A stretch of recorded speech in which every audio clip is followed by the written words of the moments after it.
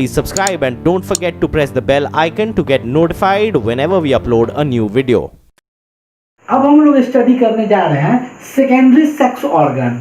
इससे पहले हम लोग एसेंशियल ऑर्गन को स्टडी कर चुके हैं। एसेंशियल ऑर्गन जैसे हो गया टेस्टिस, पहले लेक्चर में हम लोग डिस्कस किए थे कि दो तरह के ऑर्गन होते हैं, एक एसेंशियल ऑर्गन, एक सेकेंडरी ऑर्गन। एसेंशियल ऑर्गन वो ऑर्गन होते हैं जो गैमेटोजेनेसिस प्रोसेस में डायरेक्टली इन्वॉल्व हो, जैसे टेस्टिस। टेस्टिस जो है गैमेट के प्रोडक्शन में डायरेक्टली इन्वॉल्व होता है, लेकिन कुछ और ऑर्गन है जैसे एसेसरी डक्ट है, एसेसरी ग्लैंड है, ये सब गैमेट के प्रोडक्शन में डायरेक्टली इन्वॉल्व नहीं होता, बट ये गैमेट के प्रोडक्शन में मदद करते हैं। जैसे एसेसरी डक्ट जो भी है, एपिडिडमिस हो गया, फिर आपको जो है ये वासा डिफरेंस हो गया, ये सब क्या करते थे, ये गैमेट को ट्रांसपोर्टेशन में मदद करते हैं। ग्लैंड्स है जैसे सेमिनल वेसिकल्स है, प्रोस्टेट ग्लैंड है, ये सब ग्लैंड जो है गैमेट को मैच्योरेशन प्रोवाइड करवाते हैं।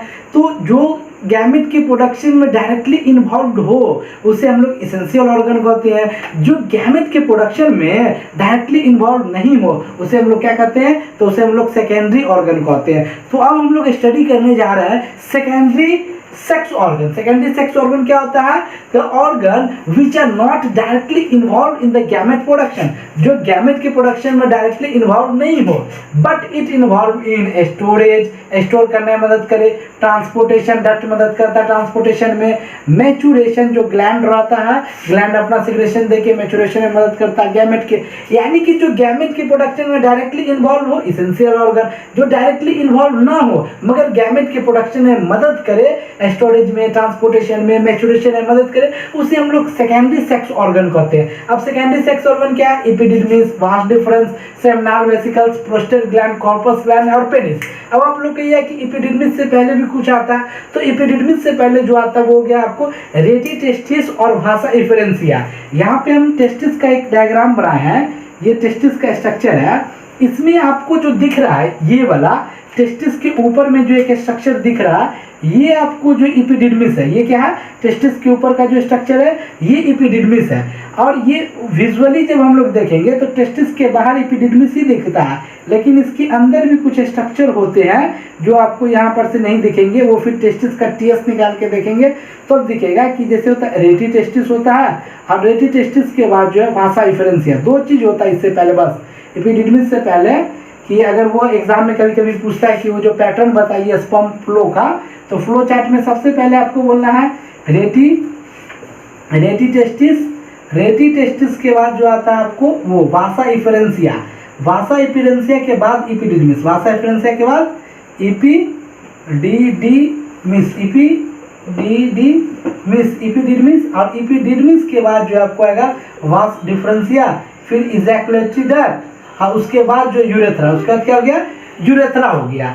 तो ये जो है बाहर से हम लोग को सिर्फ एपिडिडमिस दिखता है, लेकिन उसके अंदर जब हम लोग जाएंगे तब आपको जो है रेटी टेस्टिस और वासा एफरेंसिया दिखेगा कि रेटी टेस्टिस ओपन होता है वासा एफरेंसिया में, और वासा एफरेंसिया ओपन होता है, वासा एफरेंसिया ओपन होता है एपिडिडमिस में। वासा एफरेंसिया कहाँ ओपन होता है, एपिडिडमिस में।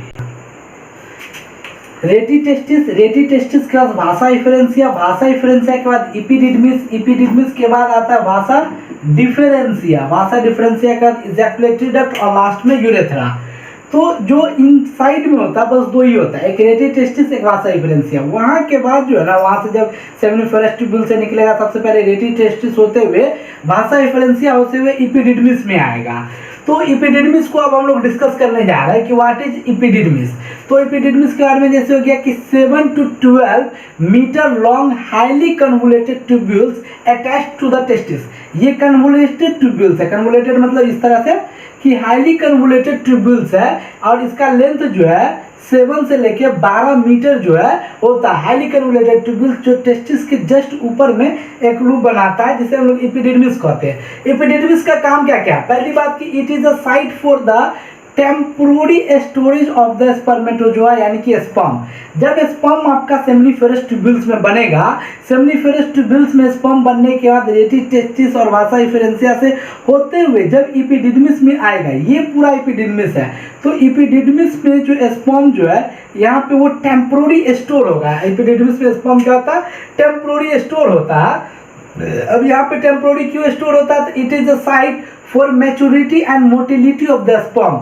ये स्पर्म के मैच्योरिटी और मोटिलिटी में मदद करता है। यानी कि यहाँ पर जब स्पर्म बना, स्पर्म आके जब जैसे एपिडिडमिस में आता है तो वहाँ पे कुछ दिन रहता है, कुछ देर रहता है, वहाँ पे स्पर्म को मैच्योरिटी मिलता है, फिर मोटिलिटी मिलता है, जिससे उसका मूवमेंट जो आसान हो। उसके बाद once the sperm ejaculated in the female reproductive track, sperm survive for the 72 hour. अब मान लीजिए कि यहाँ पर स्पर्म जो है एपिडिडमिस में आ गया, बनने के बाद मैच्योर हो गया, फिर यहाँ के बाद जो है ये एपिडिडमिस से होते हुए वासा डिफरेंशिया होते हुए यूरेथ्रा होते हुए बाहर निकल गया।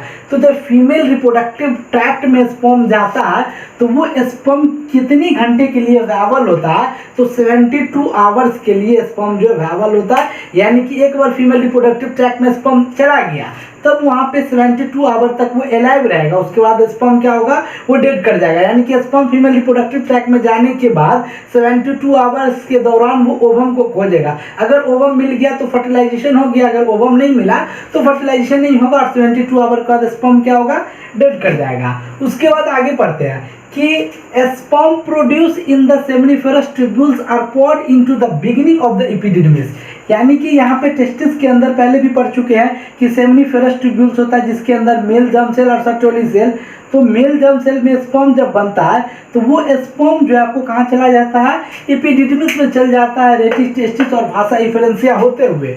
तो एपिडिडमिस के बारे में थोड़ा डिस्कस करना चाहते हैं हम कि एपिडिडमिस का 3 पार्ट होता है। सबसे ऊपर वाला जो ये पार्ट हो गया एपिडिडमिस का, ये हेड हो गया, इतना दूर एपिडिडमिस का क्या हो गया, हेड हो गया। तो एपिडिडमिस के हेड को कैपुट कहते हैं। एपिडिडमिस के हेड को क्या कहते हैं, कैपुट। यहाँ पे लिखा हुआ ध्यान दीजिएगा, कैपुट एपिडिडमिस। कोई पूछ दे कि कैपुट एपिडिडमिस क्या होता है, तो कैपुट एपिडिडमिस कुछ नहीं, ये एपिडिडमिस का क्या होता है, हेड होता है। यानी कि एपिडिडमिस के हेड को, एपिडिडमिस का भी टाइप्स होता है, तो एपिडिडमिस का जो हेड होता है उस एपिडिडमिस के हेड को हम लोग कैपुट कहते हैं। और एपिडिडमिस का जो मिड वाला बॉडी पोर्शन होता है जिसे हम लोग कॉर्पस कहते हैं। यहाँ पे देखिए कॉर्पस लिखा हुआ, कॉर्पस ये वाला जो पोर्शन है ना, ये पोर्शन, ये कॉर्पस है। कॉर्पस क्या है, एपिडिडमिस का बॉडी है। कॉर्पस क्या है, बॉडी है।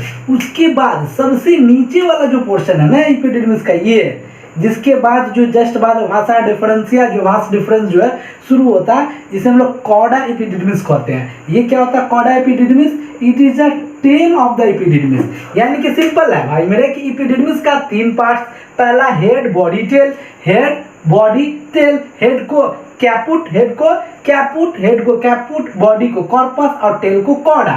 ये 3 टाइप से एपिडिडमिस का। तो जो हेड होता है ना, हेड कैपुट, वही receive sperm bye efferent duct. तो ये कभी आ सकता है कि एग्जाम में कि बताइए एपिडिडमिस का कौन ऐसा पार्ट है जो स्पर्म को सबसे पहले रिसीव करता है। तो बताइए आप लोग, जो स्पर्म का एपिडिडमिस का हेड होगा वही तो स्पर्म को रिसीव करेगा। अब मान लीजिए स्पर्म का यहाँ प्रोडक्शन हुआ तो यहाँ से स्पर्म सबसे पहले यहाँ जाएगा, हेड में जाएगा, उसके बाद ही तेल में जाएगा। तो हेड जो है यानी कि कैपुट, अब ऑप्शन में दे दे कि जो है caput they they, corpus they they, coda they they, none of this, और बोल दे कि कौन ऐसा पार्ट है एपिडिडमिस का जो स्पर्म को रिसीव करता है। तो यहाँ पढ़े रहिएगा तो इजी है।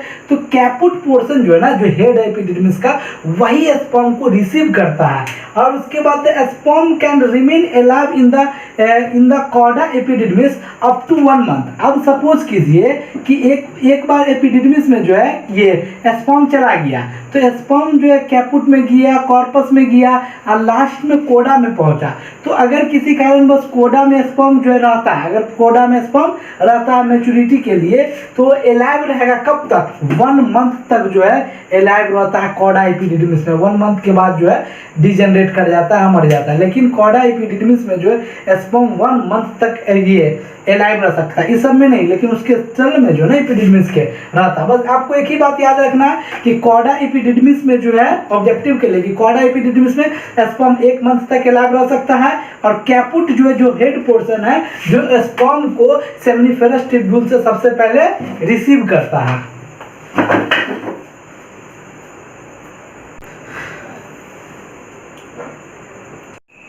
अब हम लोग देखने जा रहे हैं वास्ट डिफरेंस।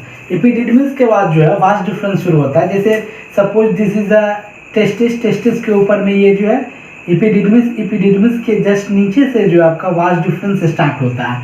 तो vas deferens, these are the pair of long thin wall duct. ये एपिडिडमिस जो है ना बहुत थिन वॉल डक्ट होता है यहाँ पे, ठीक है। Each duct is about 45 centimetre long. इसका जो एपिडिडमिस का ये वास डिफरेंस का जो पूरा लेंथ होता है वो 45 सेंटीमीटर लॉन्ग होता है। और स्पर्म डक्ट और वास डिफरेंस, स्पर्म डक्ट को ही जो है वास डिफरेंस कहते हैं। स्पर्म डक्ट का दूसरा नाम जो है वास डिफरेंस है, या वास डिफरेंस का स्पर्म डक्ट। ये वास डिफरेंस जो है ना होमोलोगस ऑर्गन है फैलोपियन ट्यूब का। जैसे फीमेल में फैलोपियन ट्यूब को ही ओविडक्ट कहते हैं, उसी तरह मेल में जो है वास डिफरेंस को स्पर्म डक्ट कहते हैं। तो वास differences arises from the posterior end of the epididymis. ये एपिडिडमिस है, this is a epididymis. Epididymis के पोस्टीरियर एंड से जो है वास डिफरेंस शुरू होता है एंड मूव अपवर्ड, और ऊपर की ओर जा रहा है। ये देखिए एपिडिडमिस का पोस्टीरियर एंड हो गया, एपिडिडमिस के पोस्टीरियर एंड से शुरू होता है और ऊपर की ओर जाता है ये वास डिफरेंस। और ये यूनरी ब्लैडर है, ये क्या है, ये यूनरी ब्लैडर है। यूनरी ब्लैडर के ऊपर है वास डिफरेंस जो एक लूप बनाता है, ठीक है। It is a secondary store house for the sperm. जो प्राइमरी स्टोर, ये प्राइमरी जो है store house for the sperm that is epididymis. बता दें ना कि एपिडिडमिस जैसे टेस्टिस से जब भी स्पर्म निकलता है तो रेटी टेस्टिस और वासा इफेरेंसिया रेटी टेस्टिस इसके अंदर होता है, जो दिखता नहीं है, दिखता सिर्फ है एपिडिडमिस से। Epididymis vas deferens. जैसे अगर कोई पूछे कि सीरीज बताइए कि स्पर्म का कैसे पैसेज होता है, तो सबसे पहले आएगा रेटी टेस्टिस, रेटी टेस्टिस के बाद आता है वासा इफेरेंसिया, इफेरेंसिया के बाद आएगा आपको एपिडिडमिस, उसके बाद क्या आएगा एपिडिडमिस। एपिडिडमिस के बाद जो है ना वास डिफरेंस आता है। एपिडिडमिस का क्या था, वास डिफरेंस। तो पहले वासा इफेरेंसिया और बाद में वासा डिफरेंसिया। तो ये यहाँ पे ये दोनों जो होता है ना रेटी टेस्टिस और वासा इफेरेंसिया, वो दिखता नहीं है, वो टेस्टिस के अंदर होता है। बाहर जो शुरू होता है वो एपिडिडमिस से शुरू होता है। तो एपिडिडमिस हो गया। एपिडिडमिस में पहले स्पर्म जो स्टोर होता है, यहाँ सेमिनिफेरस बुल्स में टेस्टिस के अंदर स्पर्म बना, वहाँ स्पर्म बनने का स्पर्म कहा जाता है ये एपिडिडमिस में। और एपिडिडमिस जो है वहाँ पे टेम्पोररी स्टोर होता है। तो epididymis is the primary, epididymis is the primary store house for the sperm. Sperm के लिए प्राइमरी स्टोर हाउस एपिडिडमिस में। लेकिन एपिडिडमिस के बाद जो है यहाँ से जो वास डिफरेंस शुरू होता है वहाँ पे भी कुछ स्पर्म स्टोर भी होते हैं थोड़ा बहुत, इसीलिए उसको secondary store house for the sperm. And dilated portion of the वास डिफरेंस इज कॉल्ड एम्पुला। अब जो वास डिफरेंस का डायलेटेड पोर्शन होता है उसे हम लोग एम्पुला कहते हैं। यहाँ पे आपको एम्पुला नहीं दिखेगा, ये एक और हम डायग्राम बना है, इस डायग्राम में देखिएगा कि यहाँ से ये जो वास डिफरेंस है ना वही आ रहा है, ऊपर से आ रहा है वास डिफरेंस। और वास डिफरेंस जहाँ पर इंड होता है ना उसका टर्मिनल, वहाँ पे ये थोड़ा बड़ा हो जाता है, ठीक है, डायलेटेड पोर्शन होता है। तो ये जो डायलेटेड पोर्शन है वास डिफरेंस का, इस डायलेटेड पोर्शन को एम्पुला कहते हैं। आता है क्वेश्चन कि dilated portion of vas deferens is known as, तो एम्पुला डायलेटेड पोर्शन जो है वास डिफरेंस का उसे क्या कहते हैं, तो डायलेटेड पोर्शन को हम लोग एम्पुला कहते हैं, जो आप लोग इस डायग्राम में देख सकते हैं। फिर उसका vasectomy is a permanent method of contraception in male. और वो मेल में जो कंट्रासेप्शन होता है, जिसे surgical method for the contraception, जैसे मेल में वैसेक्टोमी और फीमेल में ट्यूबेक्टोमी, उसमें क्या होता है कि ये इसको जो है ना ये वास डिफरेंस को यहीं पर से इसी वास डिफरेंस को, जैसे ये वास डिफरेंस है ना, this is a vas deferens, तो इसको क्या किया जाता है कि बीच से जो है कट कर दिया जाता है, बीच से जो है कट कर दिया जाता है। और यहीं पर जो इसको यहाँ पर ऐसे है, इसको इधर जो बाइंड कर देते हैं, तो फिर उसका स्पर्म जो आता है आपको, तो स्पर्म ऊपर ही रह जाता है, फिर यहाँ से आगे नहीं जा पाता है। तो वही है कि जो मेल में कंट्रासेप्टिव मेथड है वैसेक्टोमी, अनवांटेड प्रेगनेंसी को प्रिवेंट करने के लिए, तो मेल में वैसेक्टोमी होता है, फीमेल में ट्यूबेक्टोमी। फीमेल में और फैलोपियन ट्यूब को कट किया जाता है, मेल में किसको कहा जाता है, काटा जाता है इसी को, वास डिफरेंस को काटा जाता है। इसीलिए वास डिफरेंस को कटता है ना तो उसको वैसेक्टोमी कहते हैं। टोमी जहाँ पे रहना समझ लेना सर्जिकल प्रोसीजर है। तो vasectomy is a permanent method of contraception in male. एक बार वैसेक्टोमी हो गया फिर उसके बाद जो है कंट्रासेप्शन कंप्लीट हो जाएगा, फिर कभी दोबारा नहीं वो कंसीव कर पाएगा। फिर उसके बाद यहाँ पर जैसे वास डिफरेंस खत्म होता है, तो वास डिफरेंस खत्म होने का बाद आपका इजैकुलेटरी डक्ट शुरू होता है। इजैकुलेटरी डक्ट क्या हुआ कि इधर से वास डिफरेंस, यहाँ पे ये सेमिनल वेसिकल, ये क्या है सेमिनल वेसिकल, तो सेमिनल वेसिकल्स भी यहाँ पर अपना सिक्रेशन देता है, इधर से वास डिफरेंस। तो सेमिनल वेसिकल्स और वास डिफरेंस दोनों मिला के जो डक्ट बनता है ना, यहाँ पे ये वाला जो पोर्शन है वही आपका इजैकुलेटरी डक्ट है। जैसे सपोज इस डायग्राम में भी देखिए कि यहाँ से आपको वास डिफरेंस आ रहा है, तो एम्पुला का यहाँ पर वास डिफरेंस खत्म हो गया, यहाँ पर एक नया डक्ट, ये सेमिनल वेसिकल्स का एक नया डक्ट है।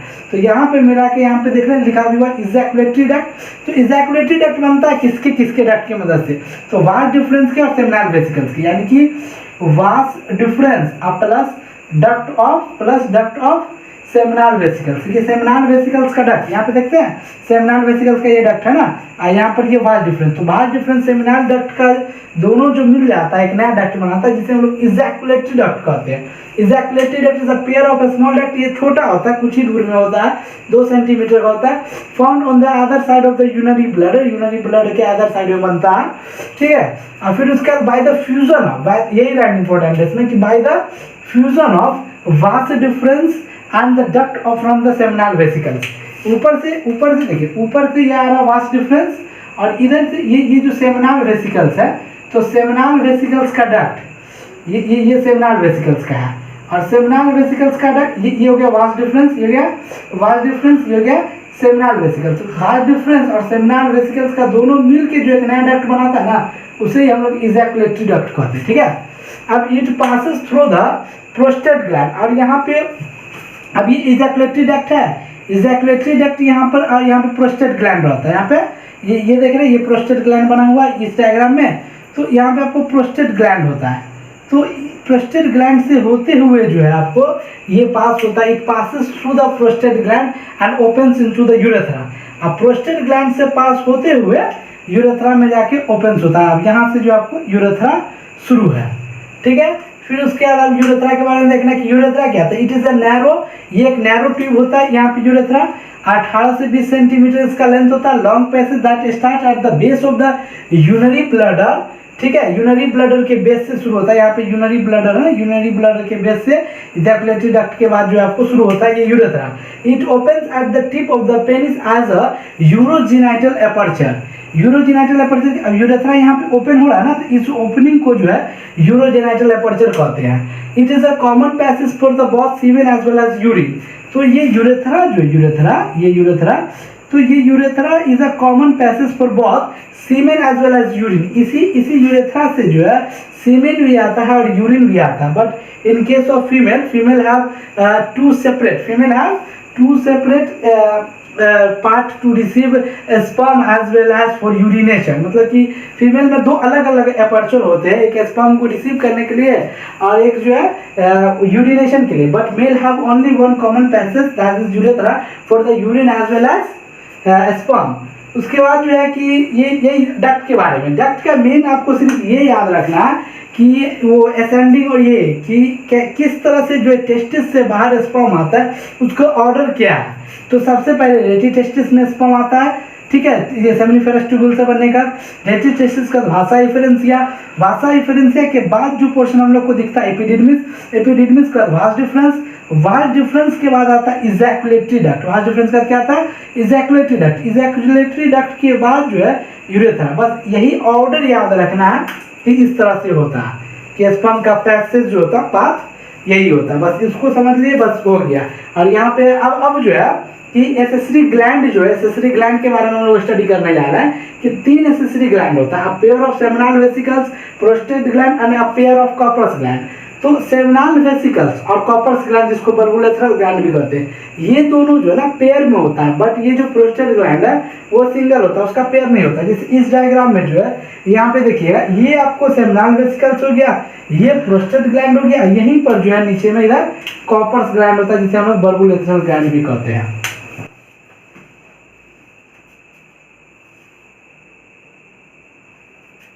अब हम लोग देखने जा रहे हैं सेमिनल वेसिकल्स। 3 तरह के एसेसरी ग्लैंड है, seminal vesicles, prostate gland and corpus gland जिसे बर्बुलेथरल ग्लैंड भी कहते हैं। तो अभी हम लोग डिस्कस करने जा रहे हैं सबसे पहले सेमिनल वेसिकल्स। सेमिनल वेसिकल्स क्या होता है, तो seminal vesicle these are the pair of elongated and convoluted tubular structure. ये पहले ही बता चुके सिर्फ प्रोस्टेट ग्लैंड 1 होता है, बाकी जो सेमिनल वेसिकल्स हो गया और कॉर्पस ग्लैंड हो गया वो दोनों पेयर में होता है। तो these are the pair of elongated, ये पेयर इलोंगेटेड इस तरह का पहले भी सेमिनल वेसिकल्स का जो है डायग्राम बना चुके हैं इस तरह का, ठीक है। तो these are the pair of elongated and convoluted. चूंकि ये इस तरह से रहता है तो इसीलिए इसको कहते हैं कन्वोल्यूटेड ट्यूबुलर स्ट्रक्चर। एक तरह का कन्वोल्यूटेड ट्यूबुलर है, ये जो बन रहा है ना कन्वोल्यूशन इसको कहते हैं। तो कॉन्वोल्यूशन ट्यूबुलर स्ट्रक्चर है seminal vesicles. They are present behind the narrow lower part of the urinary bladder on either side. चूंकि ये पेयर में होता है तो यूरिनरी ब्लैडर के आइदर साइड में प्रेजेंट होता है। सपोज जैसे यूरिनरी ब्लैडर के एक साइड में एक उसके पीछे रहता है तो दिखता नहीं है, बट ये पेयर में होता है। They are present behind the narrow lower part of the urinary bladder का नैरो लोअर पार्ट के पीछे रहता है ऑन आइदर साइड, दोनों साइड में। The seminal vesicle secrete alkaline fluid, यही पॉइंट याद रखना बस कि सेमिनल वेसिकल कौन सा फ्लूइड सीक्रेट करता है, तो seminal vesicle secrete alkaline fluid which is mixed with the sperm to form the spermatic fluid और the semen, to form the spermatic fluid और सीमेन। सीमेन को ही स्पर्मेटिक फ्लूइड कहते हैं, और ये स्पर्मेटिक फ्लूइड और सीमेन के बारे में पहले ही बता चुके हैं कि स्पर्म जब टेस्टिस से बन के वो आता रहता है तो अपने रास्ते में वास्ट डिफरेंस से होते हुए जब आता है तो रास्ते में उसको सेमिनल वेसिकल्स का सिक्रेशन स्पर्म में ऐड हो जाता है। यानी कि स्पर्म जब आएगा वो वास्ट डिफरेंस से तो उसको सेमिनल वेसिकल्स का सिक्रेशन उसमें ऐड हो जाएगा। Sperm plus secretion of seminal vesicle. तो स्पर्म में जब सेमिनल वेसिकल का सिक्रेशन ऐड हो जाएगा तब जाके आपको सीमेन का फॉर्मेशन होगा। कि सीमेन है क्या, तो सीमेन कुछ नहीं है कि स्पर्म में जब सेमिनल वेसिकल का सिक्रेशन ऐड हो जाएगा तो उसे हम लोग सीमेन कहेंगे, या सीमेन को ही स्पर्मेटिक फ्लूइड भी कहते हैं। अब the fluid of the seminal vesicles provide, कि सेमिनल वेसिकल्स जो फ्लूइड सिक्रेट करता है उस फ्लूइड में क्या क्या होता है सेमिनल वेसिकल्स के फ्लूइड में, तो उसमें फ्रुक्टोज होता है वो जो नरिशमेंट करवाता है। अब for the medium for the transportation of sperm, ये जो फ्लूइड सिक्रेट होता है सेमिनल वेसिकल्स के जरिए वो फ्लूइड जो है स्पर्म को ट्रांसपोर्टेशन में मदद करता है, ठीक है। Nourishing material for the sperm को जो वो नरिशमेंट प्रोवाइड करवाता है, ठीक है। अब साथ में it also help in neutralizing the acidity of the male urethra and the vagina. Male का यूरेथ्रा जो होता है ना वो भी एसिडिक होता है और फीमेल का वेजाइना जो होता है वो भी एसिडिक होता है, तो एसिडिक रिएक्शन हो सकता है। तो पहले तो मेल के यूरेथ्रा को जो है वो करवाता है, एल्कलाइन बनाता है, फिर उसके बाद फीमेल का जो है एसिडिक इन्वायरमेंट है तो मेल का जो एल्कलाइन सीमेन जाएगा वो एल्कलाइन सीमेन जो है वो एसिडिक इन्वायरमेंट में एडजस्ट कर पाएगा। अगर जो है ये एसिडिटी ना खत्म हो पाए मेल यूरेथ्रा का, अगर एसिडिक ही जाए तो एसिडिक के सीमेन और एसिडिक फीमेल वेजाइना रिएक्शन हो सकता है। तो उस वेजाइना की एसिडिक कंडीशन को न्यूट्रलाइज करने के लिए कौन मदद करता है, तो सेमिनल वेसिकल का सिक्रेशन, जिससे हम सेमिनल वेसिकल के सिक्रेशन को सेमिनल प्लाज्मा कहते हैं कि ये हो गया सेमिनल वेसिकल, इससे जो भी निकला वो सेमिनल प्लाज्मा। ये सेमिनल प्लाज्मा जब स्पर्म के साथ मिल जाएगा तो सीमेन बन जाएगा।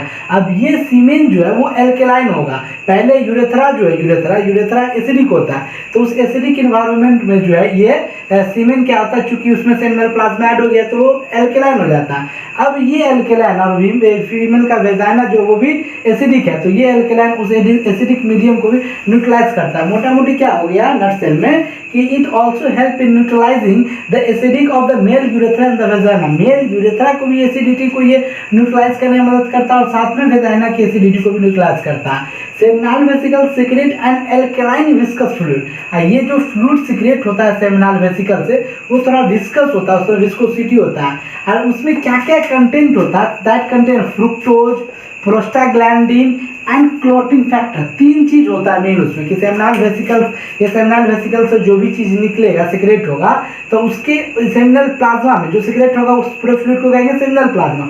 सेमिनल प्लाज्मा का कंपोजिशन क्या होगा, यानी कि सेमिनल प्लाज्मा जो क्या क्या कंटेन करता है, तो सेमिनल प्लाज्मा के अंदर आपको फ्रुक्टोज होता है, प्रोस्टाग्लैंडिन होता है और फ्लोटिंग फैक्टर होता है। अब ये तीन चीज जो उसमें होता है वो तीन चीज का क्या वो रोल है, तो फ्रुक्टोज तो इसमें बहुत ज्यादा अमाउंट में होता है। तो fructose is used for the ATP production by the sperm. अब जो स्पर्म है उसको तो एनर्जी चाहिए, तो वो एनर्जी कहाँ से प्रोवाइड होता है, तो ये जो मोनोसैकेराइड है फ्रुक्टोज, जिसको मोनोसैकेराइड भी कहते हैं, यही फ्रुक्टोज जो है एनर्जी प्रोडक्शन में मदद करता है स्पर्म को। यानी कि स्पर्म को ये नरिशमेंट करता है ना, यानी कि उसको एनर्जी प्रोवाइड कराता है। तो स्पर्म को एनर्जी कहाँ से मिलता है, तो स्पर्म को एनर्जी फ्रुक्टोज से मिलता है। ये फ्रुक्टोज कहाँ प्रेजेंट होता है, तो सेमिनल प्लाज्मा, यानी कि सेमिनल वेसिकल्स के सिक्रेशन को सेमिनल प्लाज्मा कहते हैं, उसमें फ्रुक्टोज होता है जो एनर्जी प्रोवाइड करवाता है स्पर्म स्पर्म को। अब prostaglandin contribute to the sperm motility and viability.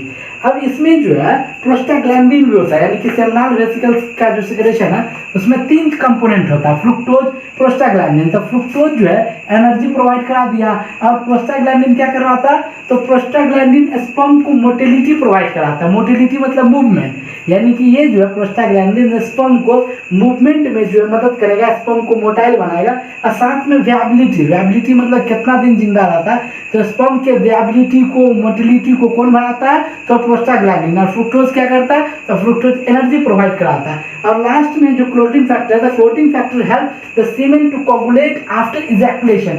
Ejaculation के बाद जो है वो स्पर्म कोगुलेट कर जाता है, तो उसके कोगुलेशन में, उसको जमने में कौन मदद करता है, तो क्लोटिंग फैक्टर। ये तीनों जो है, जैसे ये प्रोस्टाग्लैंडिन और क्लोटिंग फैक्टर, ये तो प्रोटीन है, और फ्रुक्टोज जो है मोनोसेक्राइड्स है।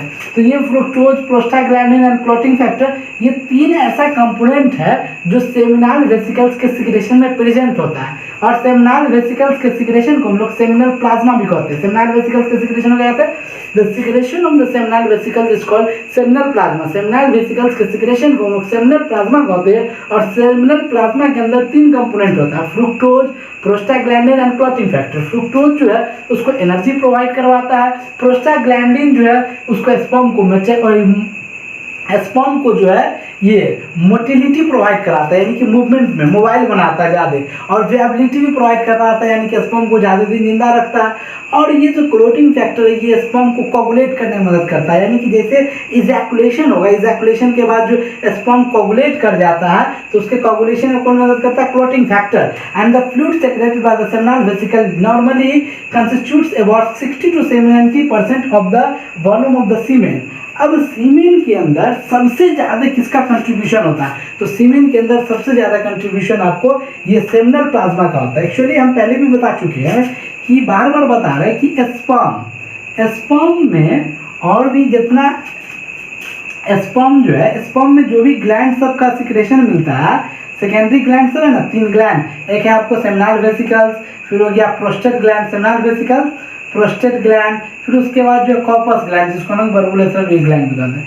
तो इन तीनों ग्लैंड का सिक्रेशन, इन तीनों ग्लैंड का क्या, इन तीनों ग्लैंड का सिक्रेशन, इन तीनों ग्लैंड का सिक्रेशन और प्लस स्पर्म जब मिक्स हो जाएगा तब जाके वो सीमेन बनेगा, तब जाके क्या बनेगा, सीमेन बनेगा। तो इस सीमेन में जो है, कोई पूछ दे कि सीमेन में जो है, सीमेन में तो तीनों ग्लैंड का सिक्रेशन होता है, सेमिनल वेसिकल्स का भी, प्रोस्टेट ग्लैंड का भी और कॉर्पस ग्लैंड का भी, तीनों ग्लैंड का सिक्रेशन होता है सीमेन में। मगर सीमेन में मैक्सिमम कौन से ग्लैंड का सिक्रेशन रहता है, तो मैक्सिमम जो है सेमिनल वेसिकल्स का सिक्रेशन रहता है। मैक्सिमम किसका सिक्रेशन रहता है, यानी कि 60 to 70% सिक्रेशन किसका रहता है, सेमिनल वेसिकल्स का। यानी कि सबसे ज़्यादा कंट्रीब्यूशन जिस फ्लूइड का रहता है वो आपको सेमिनल प्लाज्मा होता है। और ये जो है प्रोस्टाग्लैंडिन और कॉर्पस ग्लैंड, इसका कम सिक्रेशन होता है। और इन तीनों ग्लैंड का सिक्रेशन स्पर्म जब मिल जाता है तो सीमेन का फॉर्मेशन होता है, यानी कि जो यूरेथ्रा से जो बाहर आता है that is semen, not the sperm. Clear है।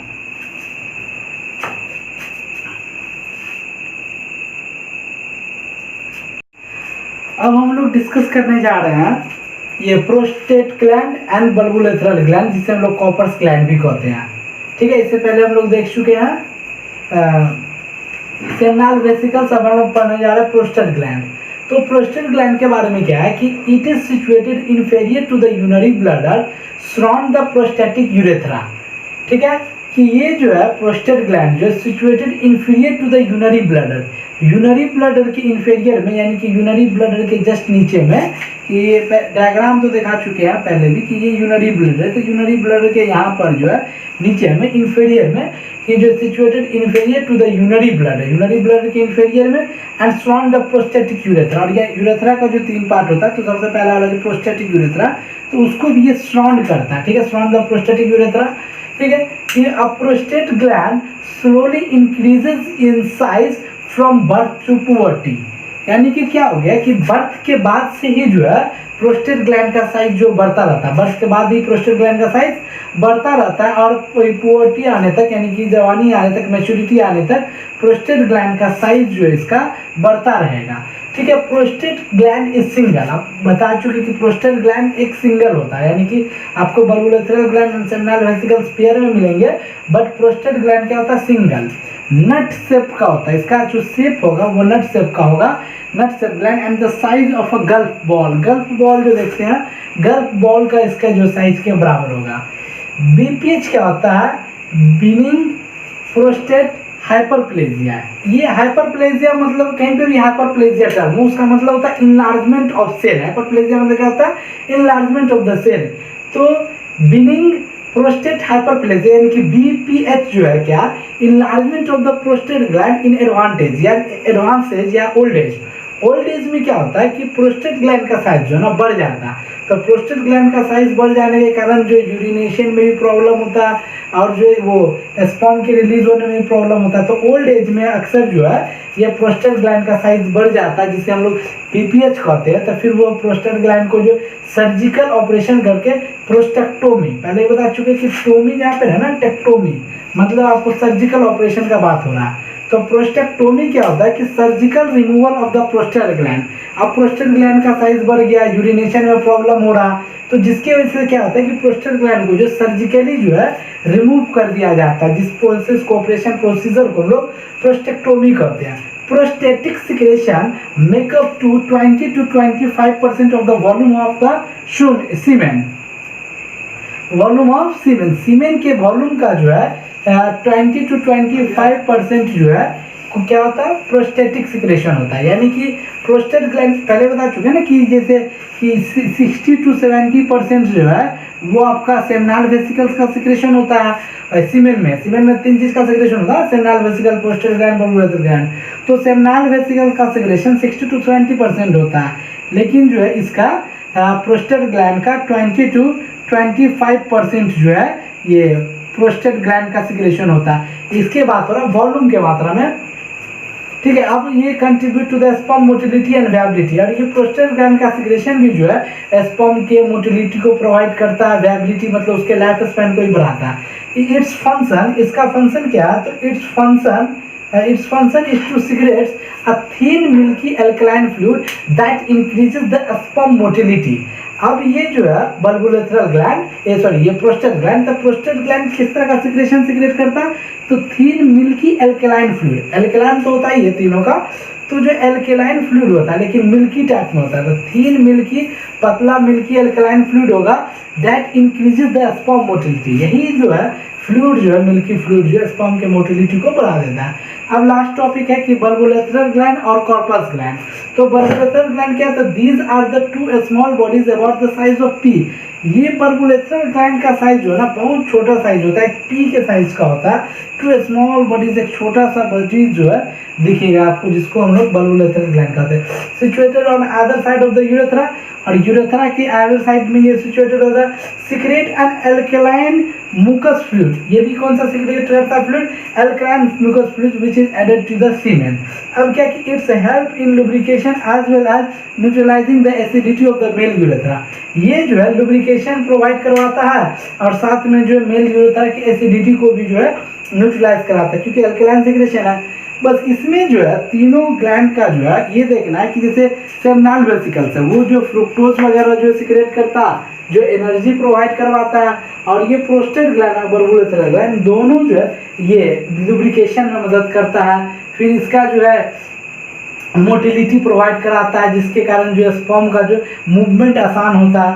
बस यही सब है इसमें। बस अब हम लोग डिस्कस करने जा रहे हैं penis, that is male copulatory organ. ये मेल रिप्रोडक्टिव सिस्टम का लास्ट टॉपिक है। इसके बाद जो है हम लोग फीमेल रिप्रोडक्टिव सिस्टम शुरू करेंगे।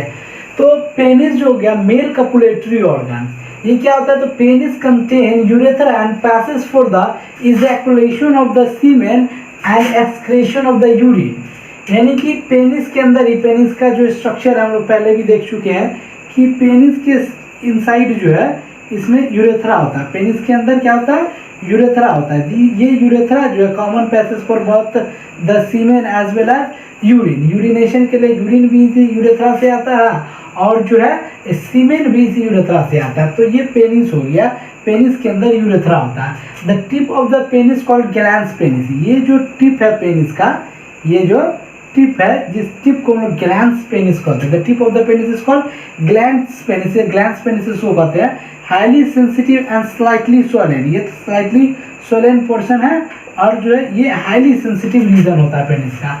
The glans penis is cover by loose skin called prepuce. यहाँ पे एक लूज स्किन से ये जो ग्लैंस पेनिस जो है कवर किया रहता है, जिसे हम लोग प्रीप्यूस कहते हैं। अब erection on sexual stimulation, large amount of blood rushes into the blood sinus of the penis through a trees।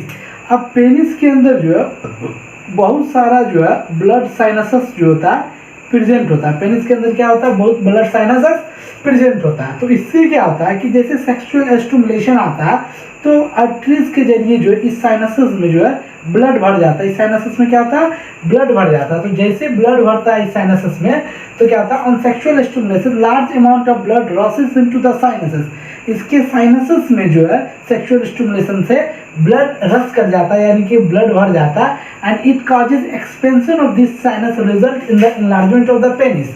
तो ये साइनसस में जब ब्लड भर जाता है तो इस साइनसस का क्या होता है, इनलार्जमेंट होता है, बड़ा हो जाएगा साइनसस सब। जिस साइनसस सब बड़ा हो जाएगा उसमें ब्लड भर जाएगा, जिसकी वजह से जो क्या होगा कि इरेक्शन हो जाएगा पेनिस में। अब एक टर्म है ejaculation. The penis releases the semen into the vagina by a process called ejaculation. अब जो है वैसे उसको इंसीमिनेशन भी कहते हैं कि release of the semen inside the female vagina, that's called insemination. कि स्पर्म जो सीमेन जो फीमेल वेजाइना के अंदर जाता है उसे हम लोग इंसीमिनेशन कहते हैं। और इजैकुलेशन क्या हुआ कि पेनिस जैसे रिलीज किया सीमेन, पेनिस जैसे रिलीज किया सीमेन, उसको हम लोग इजैकुलेशन भी कहते हैं। ठीक है। अब सर्कमसीजन, सर्कमसीजन जो है surgical removal of the four skin. ये जो फोर स्किन है, इस फोर स्किन का जो है सर्जिकली रिमूव किया जाता है, जिसको हम लोग जो है ये सर्कमसीजन भी कहते हैं। सर्कमसीजन क्या होता है कि जो ये फोर स्किन जो मतलब कि सेंसिटिव पोर्शन है ग्लैंस पेनिस, ग्लैंस पेनिस के ऊपर का जो फोर स्किन होता है उसे रिमूव किया जाता है, जिसे हम लोग सर्कमसीजन कहते हैं। ठीक है। अब इम्पोर्टेंसी क्या हुआ कि जो इरेक्टाइल डिस्फंक्शन यानी कि इनएबिलिटी टू अचीव और मेंटेन सक्सेसफुल इरेक्शन, यानी कि अगर सक्सेसफुली जो है इरेक्शन नहीं हो पाए तो जो है उसको हम लोग कहते हैं क्या, उसको हम लोग ये कहते हैं इरेक्टाइल डिस्फंक्शन। इरेक्टाइल डिस्फंक्शन आ गया अगर पेनिस में इरेक्शन नहीं आ रहा है, यानी कि ब्लड साइनसस में जो है ब्लड वो रसस नहीं हो रहा, जिसकी वजह से इरेक्शन नहीं हो पाता कभी कभी, तो ये एक तरह का वो है एबनॉर्मलिटीज है जिसे इरेक्टाइल डिस्फंक्शन कहते हैं। ठीक है। So the sexual intercourse is not possible. अगर इरेक्शन नहीं हो गया तो सेक्सुअल इंटरकोर्स भी जो है नहीं हो पाएगा। बस यही है पेनिस के बारे में। Please subscribe and don't forget to press the bell icon to get notified whenever we upload a new video.